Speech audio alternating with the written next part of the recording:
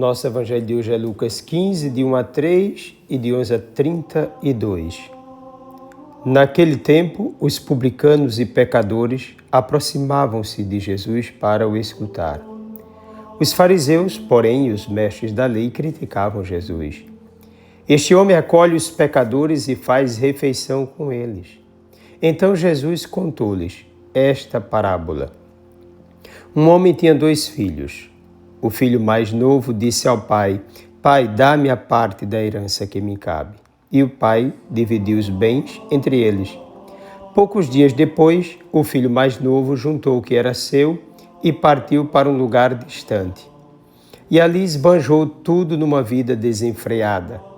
Quando tinha gasto tudo o que possuía, houve uma grande fome naquela região. E ele começou a passar necessidade. Então foi pedir trabalho a um homem do lugar, que o mandou para seu campo cuidar dos porcos. O rapaz queria matar a fome com a comida que os porcos comiam, mas nem isto lhe davam. Então caiu em si e disse: Quantos empregados do meu pai têm pão com fartura, e eu aqui morrendo de fome? Vou-me embora, vou voltar para meu pai e dizer-lhe: Pai, pequei contra Deus e contra ti. Já não mereço ser chamado teu filho. Trata-me como a um dos teus empregados. Então ele partiu e voltou para seu pai. Quando ainda estava longe, seu pai o avistou e sentiu compaixão, correu-lhe ao encontro, abraçou-o e cobriu-o de beijos. O filho então lhe disse: Pai, pequei contra Deus e contra ti. Já não mereço ser chamado teu filho. Mas o pai disse aos empregados: Trazei depressa a melhor túnica para vestir meu filho, e colocai um anel no seu dedo e sandálias nos pés. Trazei um novilho gordo e matai-o. Vamos fazer um banquete, porque este meu filho estava morto e tornou a viver. Estava perdido e foi encontrado. E começaram a festa. O filho mais velho estava no campo. Ao voltar, já perto de casa, ouviu música e barulho de dança. Então chamou um dos criados e perguntou o que estava acontecendo. O criado respondeu: É teu irmão que voltou. Teu pai matou o novilho gordo, porque o recuperou com saúde. Mas ele ficou com raiva e não queria entrar. O pai, saindo, insistia com ele. Ele, porém, respondeu ao pai: Eu trabalho para ti há tantos anos. Jamais desobedeci a qualquer ordem tua. E tu nunca me deste um cabrito para eu festejar com meus amigos. Quando chegou este teu filho que esbanjou teus bens com prostitutas, matas para ele o novilho cevado. Então o pai lhe disse: Filho, tu estás sempre comigo, e tudo que é meu é teu. Mas era preciso festejar e alegrar-nos, porque este teu irmão estava morto e tornou a viver. Estava perdido e foi encontrado. Palavra da salvação. Esse capítulo está estruturado em 3 importantes parábolas. É o capítulo 15 de Lucas. Da ovelha perdida, da moeda também perdida e a do filho pródigo, ou também chamada do pai dos 2 filhos. Hoje a liturgia traz apenas a última delas, talvez a mais bela de todas.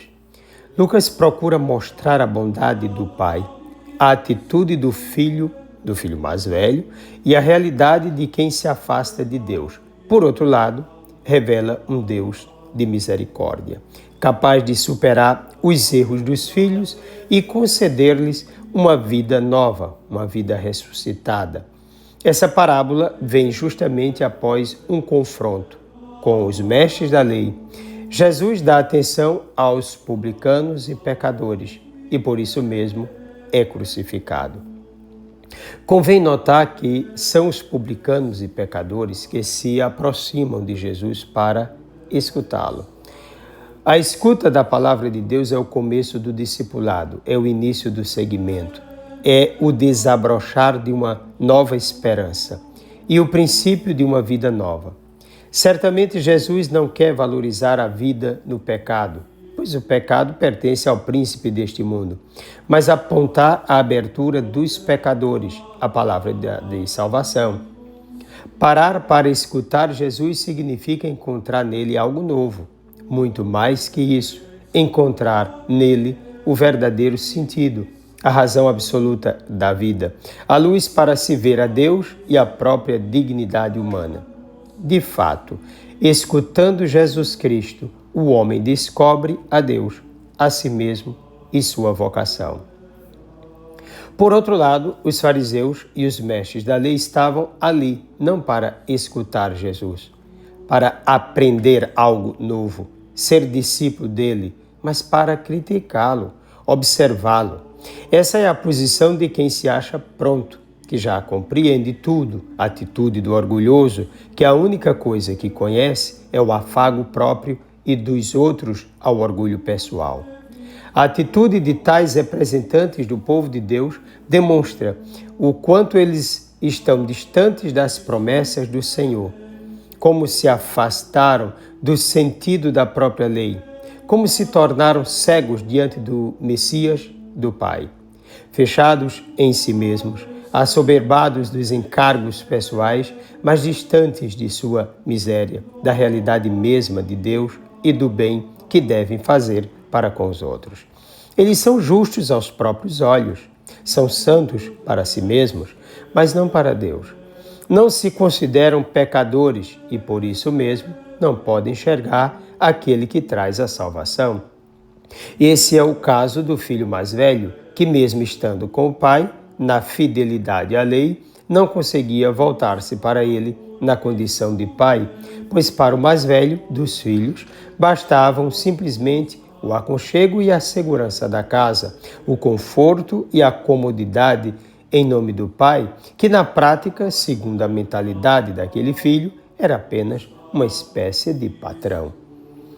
Os céus se alegram com o pecador convertido, com quem descobriu a beleza da graça de Deus em sua existência.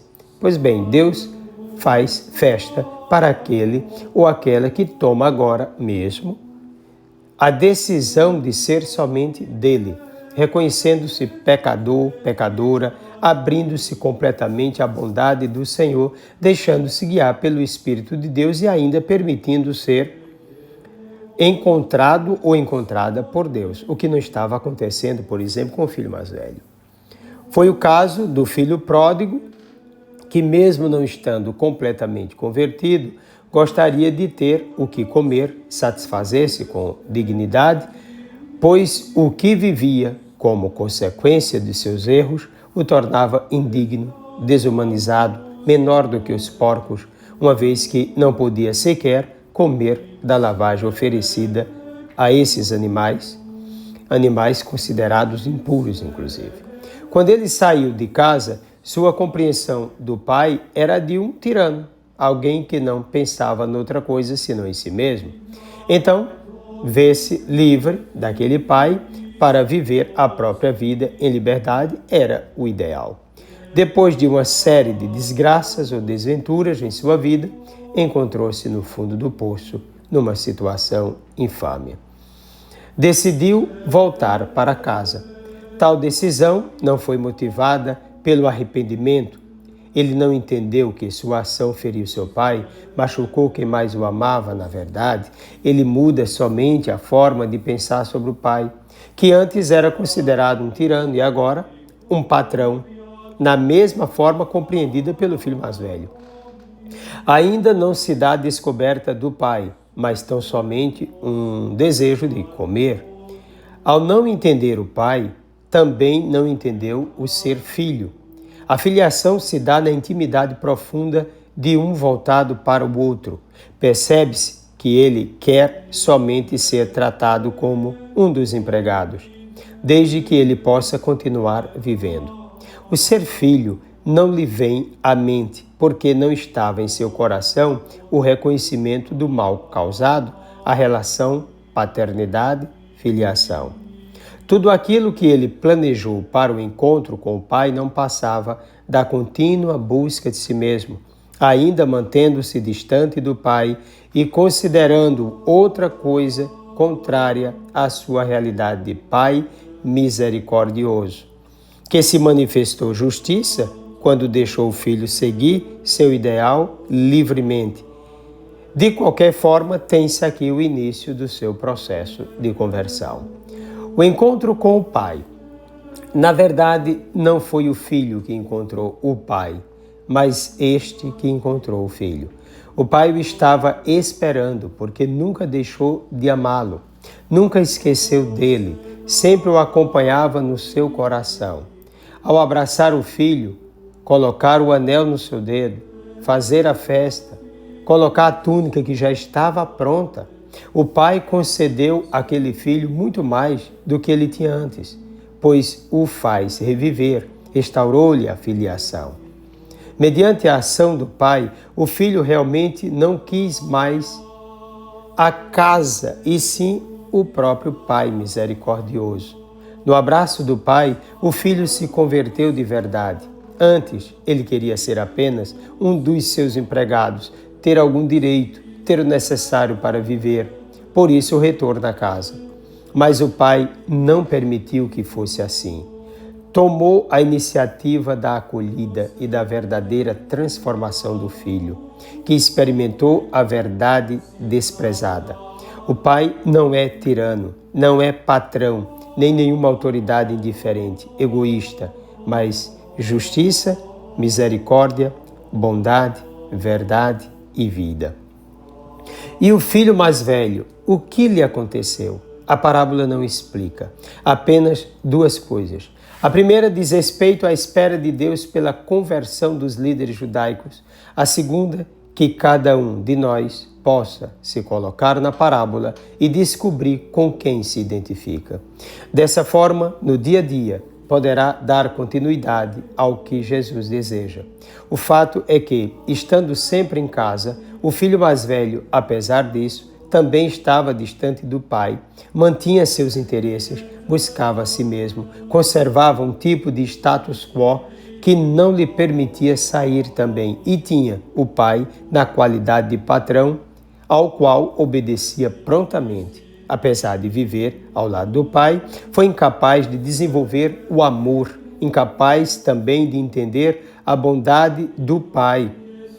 Com o retorno do irmão, também ele recebeu o convite à conversão, ao reconhecimento da misericórdia do Pai, ao entendimento da importância de se viver em fraternidade e das próprias limitações.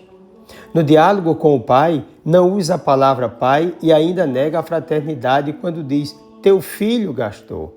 O Pai, por sua vez, estabelece a fraternidade quando afirma: o teu irmão estava morto. Pois bem, o filho mais velho tinha também, ou necessitava também, de uma profunda experiência com o Pai de misericórdia. Uma experiência para além das fronteiras da lei, algo como sentar-se com os publicanos e pecadores.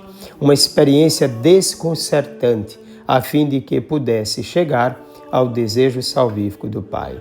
Portanto, antes de qualquer coisa, é necessário descobrirmos o coração de Deus, que nos faz ir muito além de uma presença no seu templo. Desça sobre ti a bênção do Deus Todo-Poderoso, Pai, Filho e Espírito Santo. Um forte e carinhoso abraço.